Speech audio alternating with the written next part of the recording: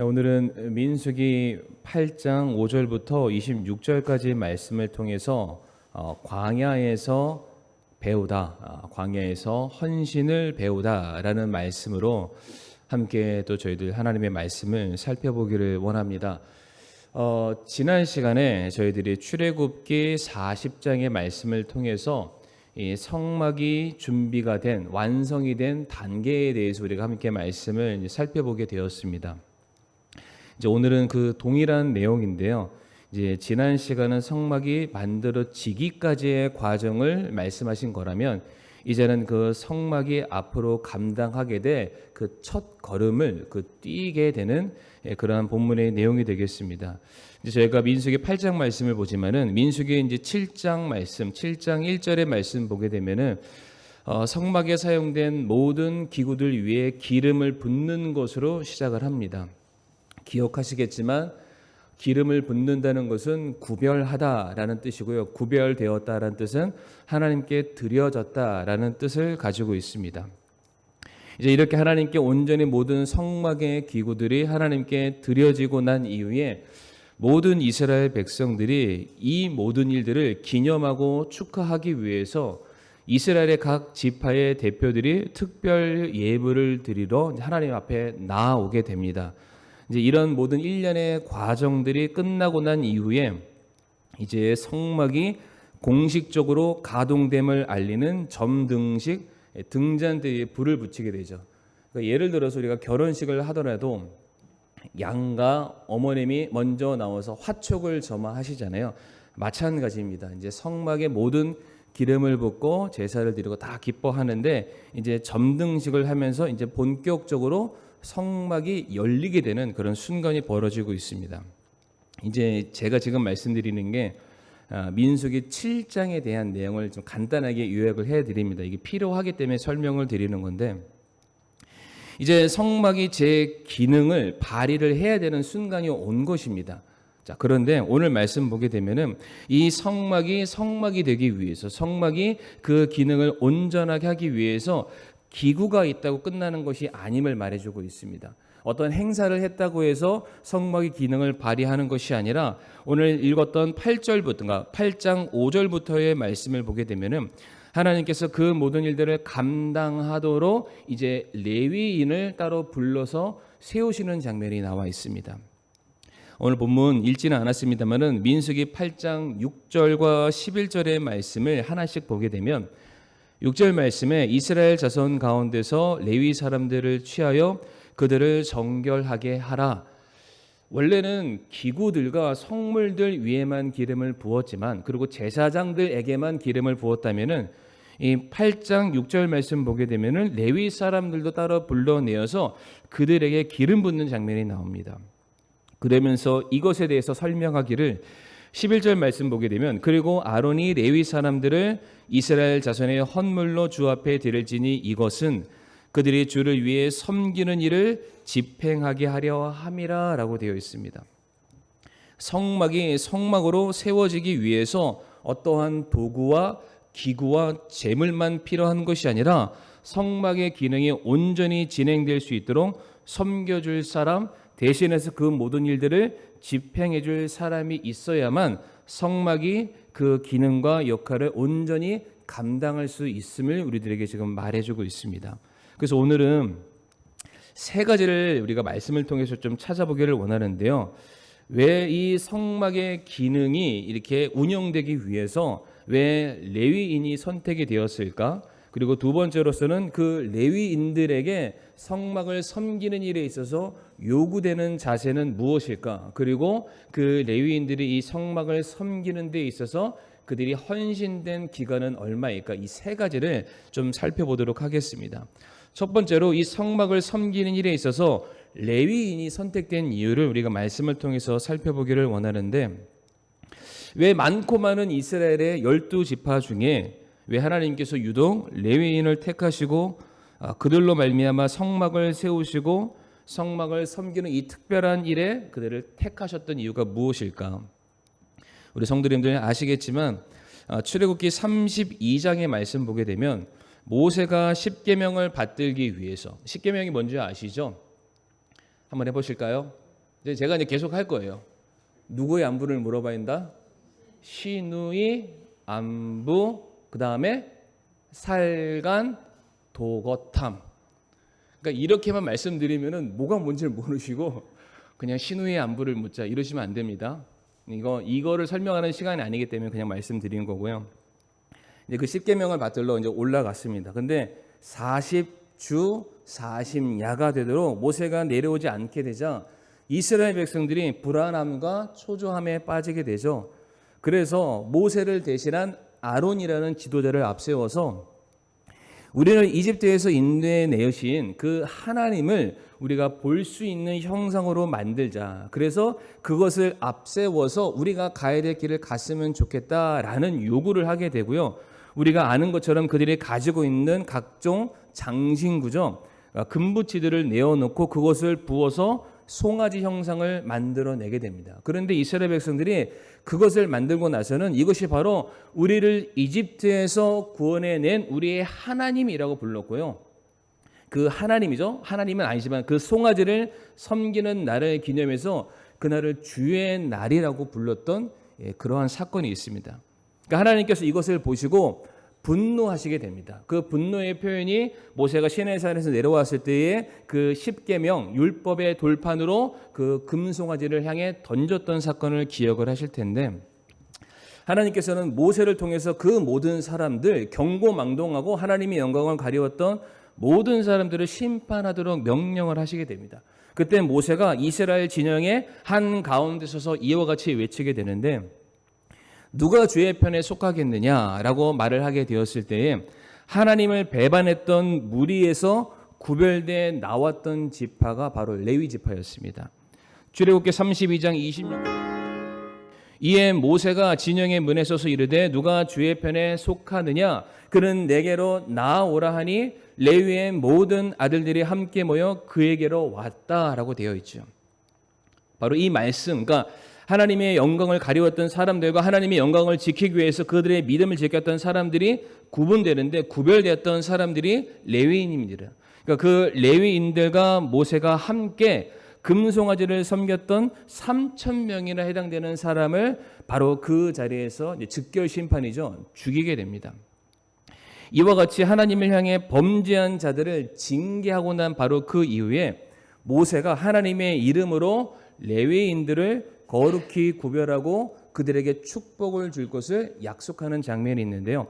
바로 이어지는 출애굽기 32장 29절 말씀. 우리 성도님들 이 말씀 한번 같이 한번 읽어보실까요? 시작.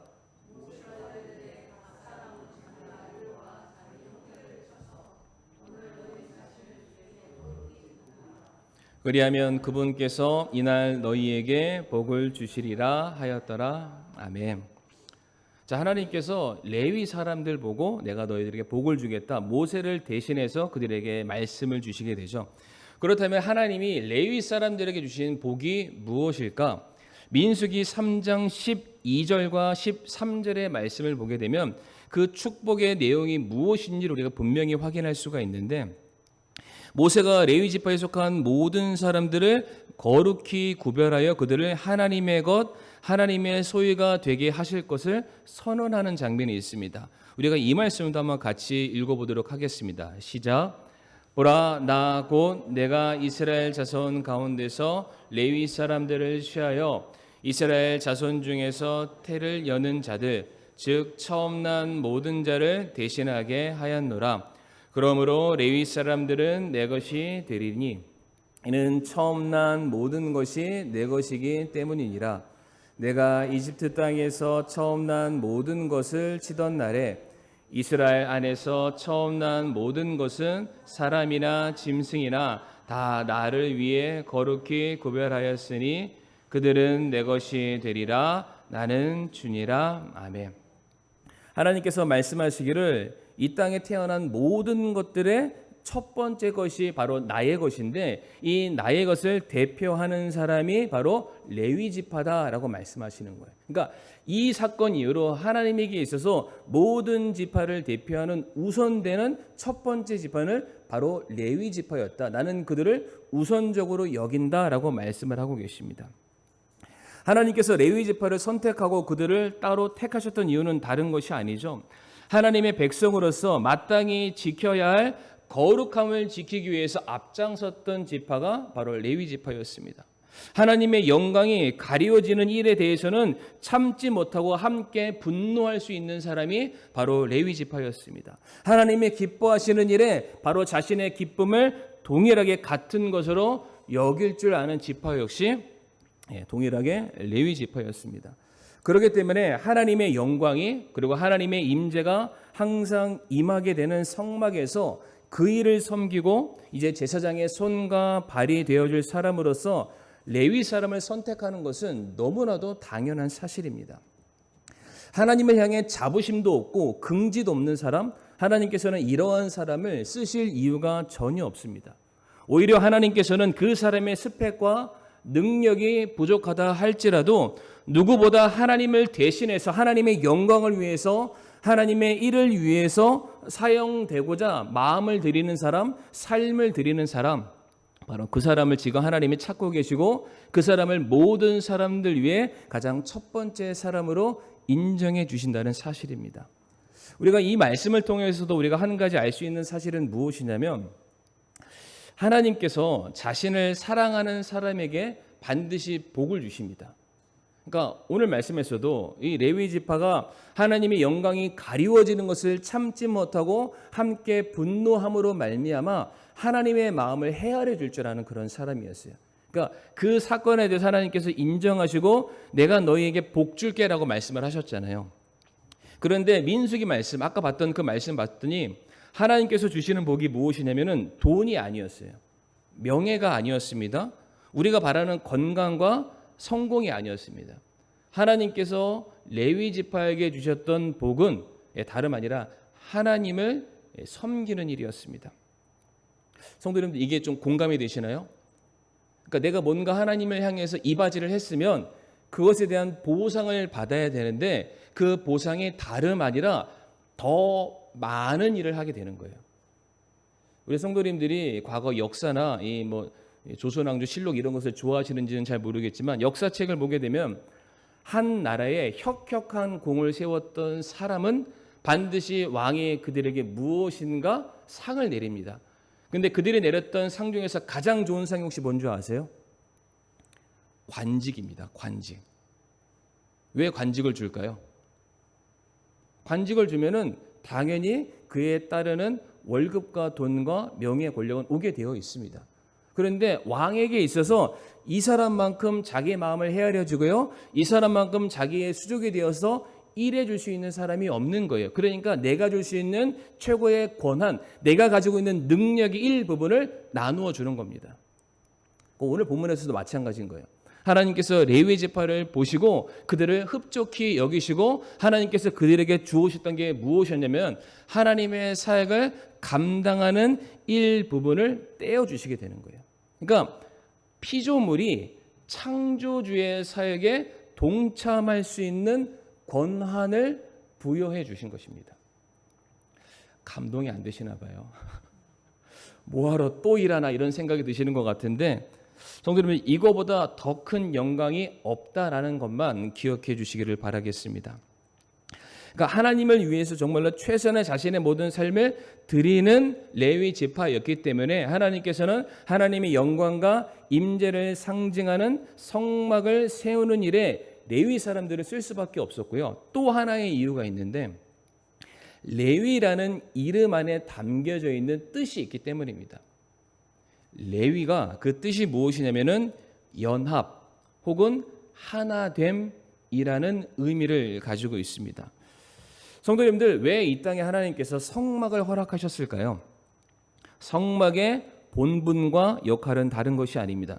성막은 죄로 인해 분리되었던 하나님과 사람 사이를 다시 이어주는 하나 되게 하는 역할을 해 주시기 위해서 하나님께서 이 땅에 성막을 내려주시게 된 것입니다. 그 일을 위해서 그 이름에 걸맞는 사람인 레위 사람이 온 거예요. 하나님과 사람 사이를 다시 하나 되게 해주는 연합의 의미, 하나됨의 의미를 가지고 있는 레위 지파.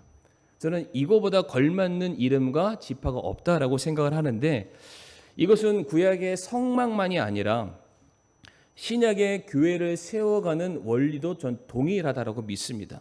교회 역시도 우리가 연합되어야 되고요, 하나가 되어야만 합니다. 우리가 고린도전서 12장 14절과 18절과 25절의 말씀을 좀 살펴보도록 하겠습니다. 14절 말씀 같이 한번 읽어보실까요? 시작. 몸은 한 지체가 아니요 여러 지체이니라. 아멘. 교회에 대한 설명을 주시는 말씀인데, 머리 대신 예수님을 모신 여러 성도들이 있는데, 이것은 서로가 하나가 된 곳, 서로가 연합된 곳이 교회다라고 말씀을 하십니다. 18절 말씀 읽어주시겠습니까? 시작. 지체들을 곧 그것들 각각을 몸 안에 두셨느니라. 아멘. 이 교회 안에 각각의 지체로 하나님께서 성도들을 나누신 것은 그것 역시 하나님의 기뻐하시는 뜻이라고 말씀을 하십니다. 각각의 지체들이 서로 상호간에 상호 보완적인 역할과 관계를 통해서 시너지 역할을 이루어서 하나가 된다, 더 큰 역사를 이루게 된다라고 말씀을 하십니다. 그래서 25절 말씀 보게 되면, 이것은 몸 안에 분쟁이 없게 하고 오직 지체들이 서로 같은 보살핌을 받게 하려 함이라라고 되어 있습니다. 그러니까 교회 역시 하나가 되는 것이 굉장히 중요하다.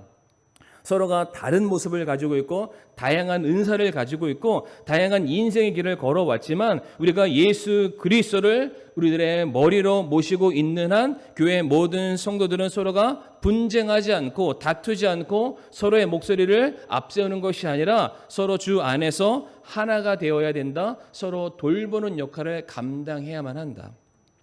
그러니까 오늘날 교회를 세우고 교회를 섬기는 일에 쓰임받는 성도들의 모습과 사역은 성막을 세우는 일에 쓰임받았던 레위 지파와 저는 동일하다라고 말씀을 드리고 싶습니다.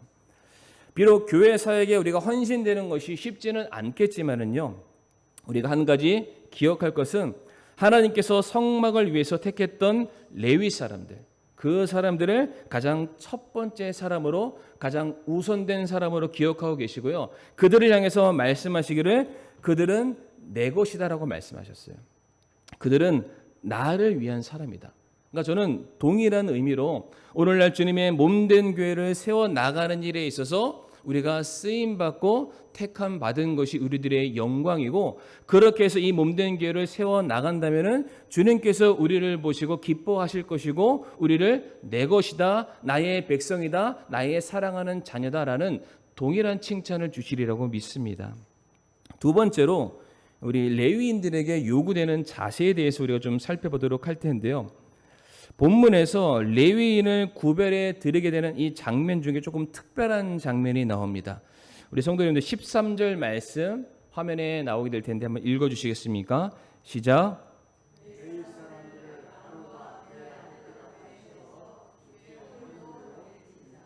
아멘.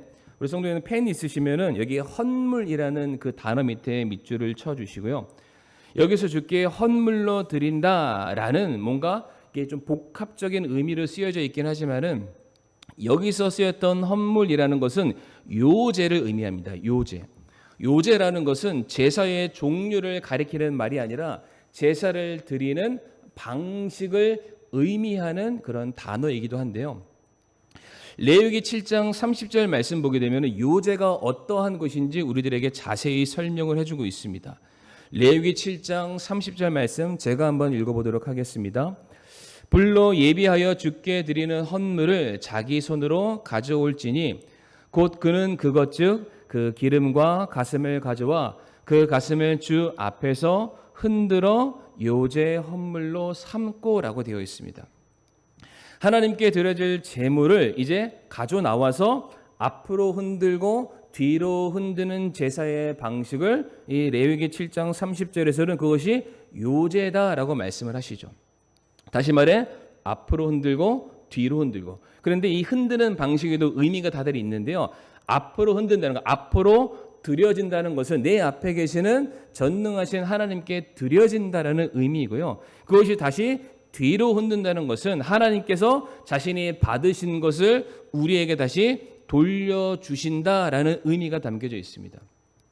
그러니까 요제라는 것은 하나님께서 받으신 것을 기뻐하셨고 그 기뻐하신 것을 통해서 우리와 함께 나누기를 원하신다. 다시 그것을 제사장과 이스라엘의 몫으로 돌려주신다라는 의미가 요제 안에 담겨져 있습니다.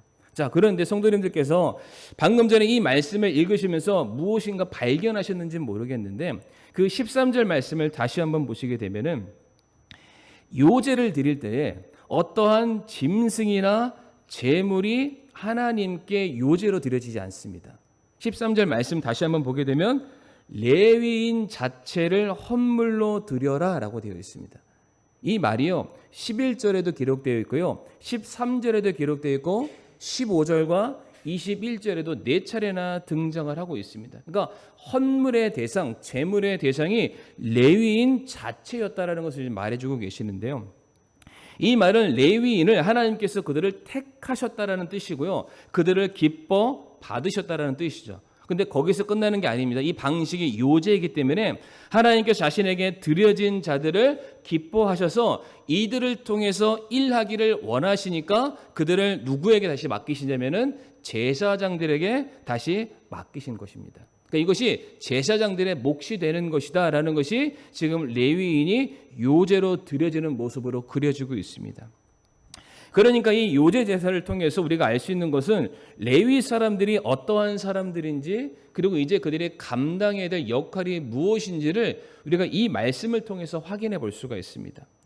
레위 사람들은 이제 제사장에게 속하여서 그들을 도와서 성막을 섬기는 자로서 구별되었다. 이게 요제 안에 담겨져 있습니다. 그런데 성도님들 이것이 단지 너희가 이제 제사장의 소유가 되었으니까 그들의 말을 잘 들어야 된다라는 의미가 아니고 이제 레위인이 감당하는 사역 역시 제사장이 감당해야 될 사역을 대신하는 것이고 제사장이 하는 일에 있어서 레위인이 반드시 함께 해야만 한다라는 의미로서 우리들에게 지금 가르쳐주고 계시는 겁니다.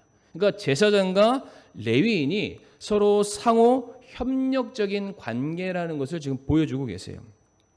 그러니까 레위인들은 제사장은 아니지만은요, 그들은 제사장과 같은 심정으로 사명감으로 그들은 일을 해야만 했습니다.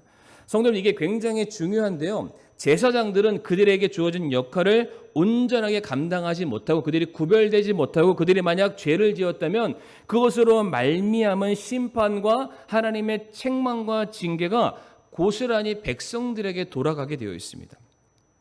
다시 말해 제사장의 부정함은 이스라엘 백성들의 부정함으로 연결되어 있습니다. 왜?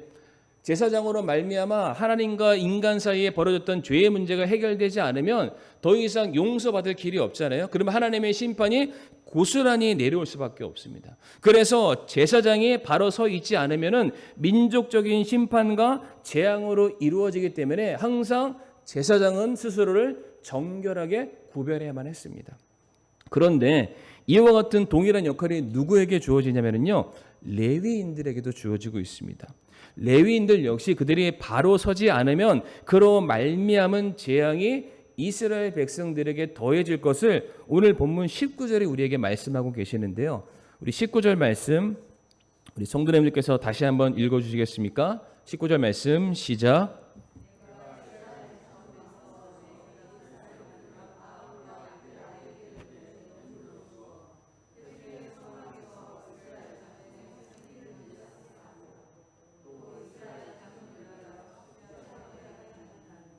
이것은 이스라엘 자손이 성소에 가까이 올 때에 이스라엘 자손 가운데 재앙이 없게 하려 함이니라 하시니라. 아멘.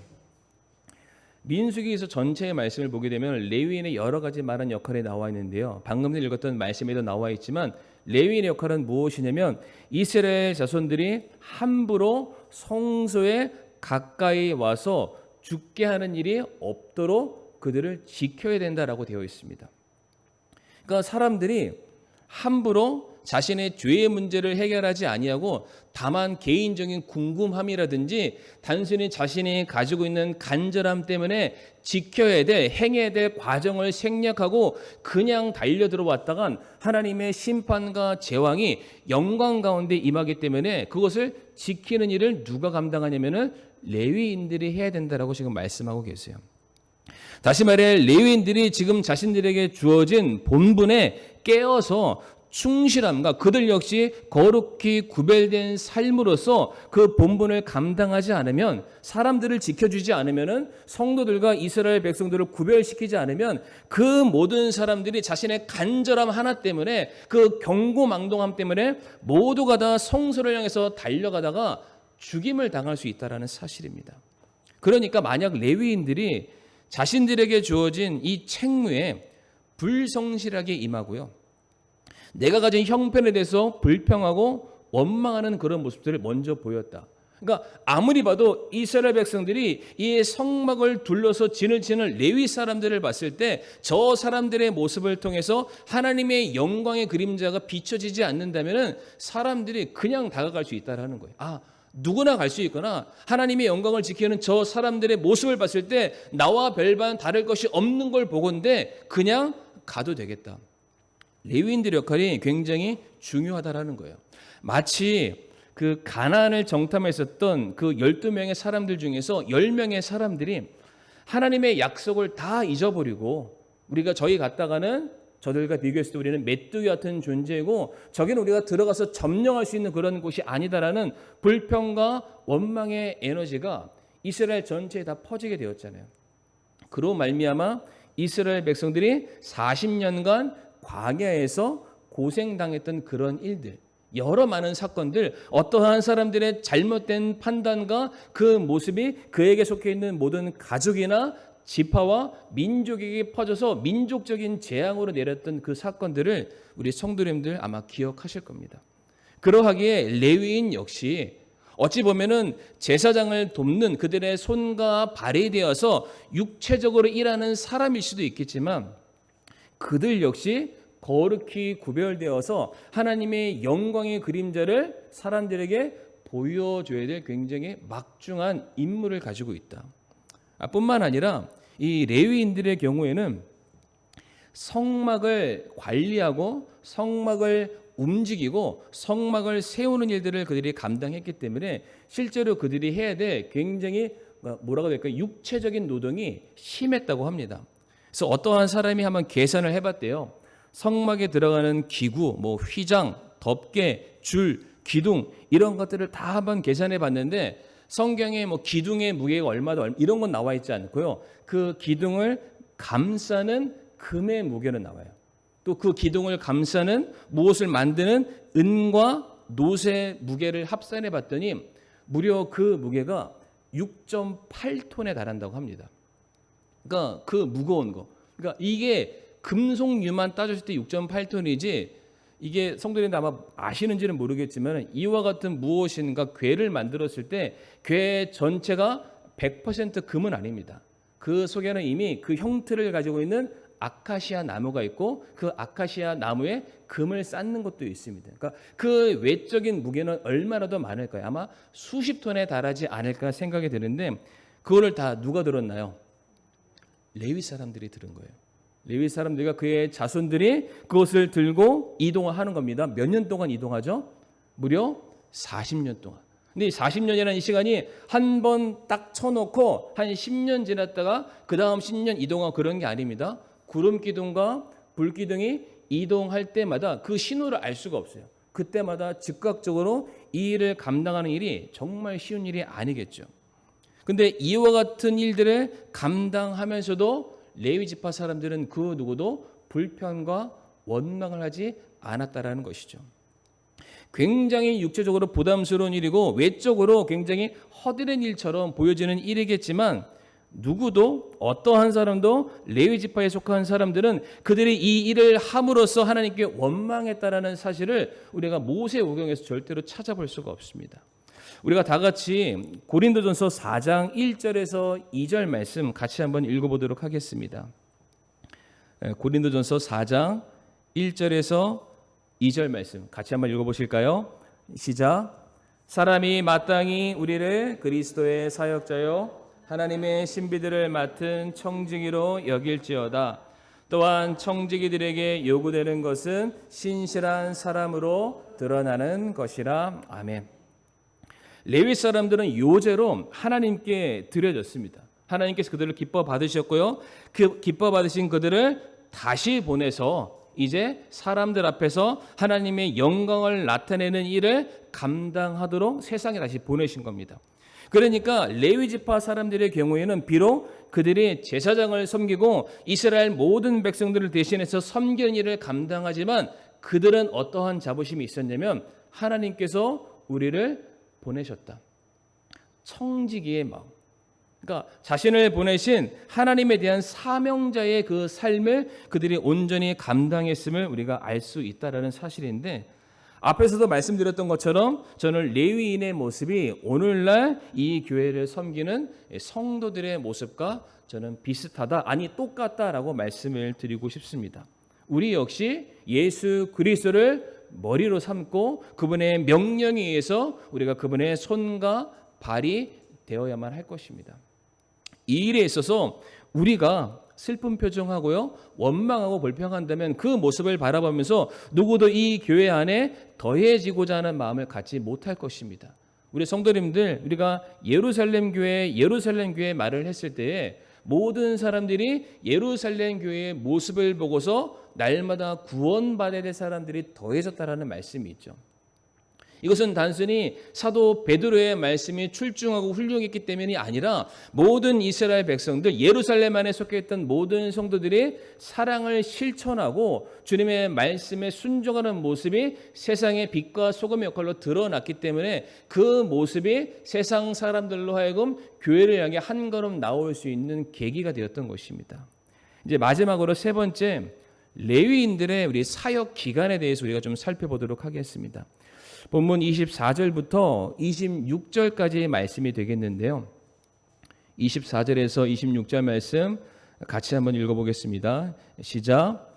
레위 사람들에게 속한 일은 이러하니 곧 25살이 넘은 자들은 들어가 회중의 성막에서 섬기는 일을 할 것이요 50살이 넘은 자들은 성막에서 섬기는 일을 그만두고 더 이상 섬기지 아니하되 다만 책무를 지키기 위해 회중의 성막에서 자기 형제들과 함께 섬길 것이요 섬기는 일을 하지는 아니하리라. 너는 레위 사람들의 책무에 관하여 그들에게 이와 같이 행할지니라. 아멘. 24절부터 26절 말씀 보게 되면은 레위인들이 섬기는 그들의 사역의 기간이 나옵니다. 노란색 글씨로 딱 명확하게 나와 있죠. 언제부터 언제까지입니까? 25에서 50살까지. 그러니까 이거 보시고 50살의 사역을 그만두시면 절대로 안 됩니다. 이거는 이제 구약 시대에 해당이 되는 거고요. 또 말씀을 잘 보면은 그렇지 않다라는 것을 알 수가 있습니다. 말씀을 통해서 이미 확인하셨지만은 레위인들이 이 회중의 성막에 들어가서 봉사를 하게 되는 복무 기간이 25세에서 50세까지입니다. 그런데 같은 민수기 4장 3절 말씀 보게 되면은 똑같이 성막을 섬기는 일을 위해서 이제 그 사람들의 숫자를 계수하라고 되어 있는데 그 계수하는 숫자의 기준이 보니까 30세 이상으로 50세까지라고 되어 있습니다. 그러니까 어디는 25세에서 50세고요. 어디는 30세에서 50세입니다. 그러니까 이게 성경에 잘못 기록된 걸까요? 아니죠. 25세에서부터 30세까지는 수습 기간입니다. 그러니까 내가 이제 레위인으로서 성막을 이고 지고 이동하고 세우는 모든 과정들을 내가 한치의 오차도 없이 하나님의 거룩함과 정결함을 드러내기 위해서 내가 감당해야 될 일이 무엇인지를 배우는 기간이 25세에서 30세까지의 시간이 되겠습니다. 그러니까 첫 5년 동안 레위인들은 선배 레위인들을 통해서 가르침을 받은 이후에 30세가 되었을 때에 자기 분야, 자기 지파에게 부여된 임무를 감당하는 전문가로서 그들이 봉사를 하게 됩니다. 그렇게 20년을 섬기게 되고요. 50세가 되면은 성막에서 섬기는 일을 그만두라라고 되어 있습니다. 그런데 성도님들, 이 말이 완전히 모든 것을 다 내려놓고 정년퇴직하라라는 말씀이 아닙니다. 26절 말씀 보게 되면 뭐라고 되어 있습니까? 다만 책무를 지키기 위해, 그러니까 계속 너희에게 주어진 레위인의 사역은 너희들의 생명이 끝날 때까지 있다라는 것입니다. 다만 책무를 지키기 위해 회중의 성막에서 자기 형제들과 함께 섬길 것이다 라고 되어 있습니다. 그러니까 이 말은 이제 나이가 들어서 은퇴할 수밖에 없는 어른 레위인들의 경우에는 다른 젊은 형제 레위인들을 도와서 혹은 그들을 감독해서 그들 옆에서 서포트해서 그들이 해왔던 모든 사역들을 계속해서 지속해야 된다라는 그런 말씀입니다. 그러니까 50세 이후에는 육체적으로 힘이 떨어지기 때문에 전성기 때처럼 성막에 관련된 그 6.8톤이 훨씬 더 뛰어넘는 그 고된 육체적인 노동은 아마 할 수가 없을 것입니다. 하지만 30세에서 50세 사이에 실제적으로 성막을 세우기 위해서 종사를 하고 있는 젊은 세대들에게 이렇게 하는 것이 맞다. 내가 이렇게 배워왔고 혹여나 너희들이 실수하지 아니할 수 있도록, 혹여나 그들이 지쳤을 때 뒤에서 격려하기 위해서, 아니면 아까 나왔었던 25세부터 30세의 수습 기간에 있었던 젊은 레위 사람들을 가르치고 격려하는 일들을 계속 해야만 한다라는 그러한 말씀이 되겠습니다. 그러니까 이처럼 레위인은 자기에게 주어진 능력에 따라서 평생토록 성막을 섬기는 일에 최선을 다해야 될 것을 말씀하고 계세요. 그러니까 이미 하나님께서 레위 사람들을 한번 네 사람으로 찍으셨어요. 그들에게 모든 필요를 채우시겠다라고 이미 약속을 하셨습니다. 하나님의 약속은 영원하잖아요. 그러니까 레위인에게 주어진 그들의 책임도 영원하고요. 그들이 감당해야 될 사역의 기간도 영원하다라고 말씀을 드리고 싶습니다. 그래서 세상의 일에는 은퇴가 있을 수 있습니다. 이 세상의 일에는 퇴직이 있을 수 있습니다. 내 자의적으로도 사표를 낼 수가 있습니다. 그런데 하나님을 섬기는 일에 대해서만큼은 정년퇴직은 없는 것 같습니다. 아멘이십니까? 아멘이십니까? 왜 제가 이런 말씀을 드리냐면, 우리의 겉사람은 날마다 쇠퇴하여도 우리의 속사람은 날마다 새로워지기 때문입니다. 그러니까 우리가 주님을 사랑하면 사랑할수록, 우리가 주님을 섬기면 섬길수록 비록 내 육신은 계속해서 늙어지고 지치고 넘어질지 모르겠지만 우리 안에 있는 주님을 사랑하는 그 마음만큼은 날마다 청춘이기 때문입니다. 그러시죠, 용자매님? 우리가 주님 오시는 그날까지, 마지막 최후까지 우리가 정말로 주님을 최선을 다해서 우리가 섬길 수 있기를 간절히 바랍니다. 오히려 더 숙련되고 숙련되어서 우리가 더 많은 일들을 전문가와 같이 감당할 수 있다라는 그 놀라운 말씀이 오늘 이 말씀을 통해서 우리에게 전해주시는 그런 도전이 아닌가 생각을 해보게 됩니다. 이제 말씀을 마무리할 텐데요. 레위인들이 성막을 세우는 일에 그들이 쓰임 받았던 것은 다른 이유가 아니었습니다. 그들은 누구보다 하나님의 영광을 선포하는 일을 기뻐했던 사람이었고요. 누구보다 겸손하고 낮은 자세로 섬길 줄 아는 사람. 그래서 자신을 드러내는 것이 아니라 자신을 감추고 오히려 하나 되는 일에, 연합하는 일에 앞장섰던 사람이기 때문입니다. 뿐만 아니라 이 레위인들의 경우에는 하나님께 드려졌지만 하나님께 그를 기뻐 받으시고 다시 하나님께서 자신의 영광을 위해서 세상으로 보냄받은 사람이라는 그 분명한 사명감, 사명의식을 가지고 있는 그런 사람들이었습니다. 그렇기 때문에 하나님은 더더욱더 그들을 성막을 세우는 일에 그들을 사용하실 수밖에 없었다라는 것이죠. 그리고 마지막으로 레위인들은 젊어서도 열심을 다해서 섬기는 자들이었지만 나이가 들어서도 주님 오시는 그날까지, 생명이 허락하시는 그날까지 끝까지 성막을 세우고 섬기는 일에 헌신된 자들이었기 때문에 하나님이 그들을 택하시고 그들을 우선되었다, 내 것이다라고 말씀할 수밖에 없었다라는 사실입니다. 바로 이와 같은 헌신의 모습이 오늘 우리 교회 반석교회 안에 간절히 넘쳐나길 바라고요. 그렇게 섬기시는 우리 성도님들 한 분 한 분을 주님께서 바라보시면서 저게 바로 내 사랑하는 내 성도다, 내 교회다, 이런 놀라운 자랑과 칭찬을 받을 수 있는 저 우리 사랑하는 성도님들이 되기를 간절히 바라겠습니다. 이 시간 함께 머리 숙여 오늘 말씀을 놓고서 우리 함께 기도하겠습니다.